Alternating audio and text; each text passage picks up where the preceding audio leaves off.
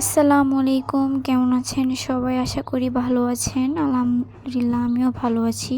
তো আমাদের মামির ছোট্ট একটি সংসারে কত কিছু প্রয়োজন হয়। আর আমাদের বাসায় যেহেতু কোনো পুরুষ নেই, তাই আমাদেরকে বাজার করে খেতে হয়।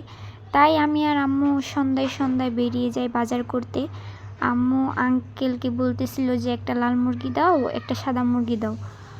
তো লাল মুরগি সাদা মুরগি নেওয়ার পরেই আমরা মুদির দোকানে চলে যাই। মুদির দোকানে গিয়েই মশলা বাজার যা আছে তা আম্মু বলতেছিল যে এগুলা দাও, উনি দিতেছিল আর আমি দাঁড়ায় দাঁড়ায় দেখতেছি। আর ভাই, বাজারে এত দাম বলার বাইরে।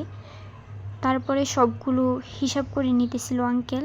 তারপরে আম্মু টাকা দেওয়া শেষে ডিমের দোকানে চলে যাই আমরা।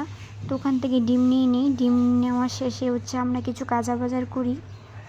সব কিছু কেনাকাটা শেষে আমরা বাড়ির উদ্দেশ্যে রওনা দিয়ে দিই। তো আজকের জন্য ভিডিওটা এই পর্যন্তই থাক। নেক্সট ভিডিওতে দেখা হবে। ভালো থাকবেন, সুস্থ থাকবেন। আল্লাহ হাফেজ।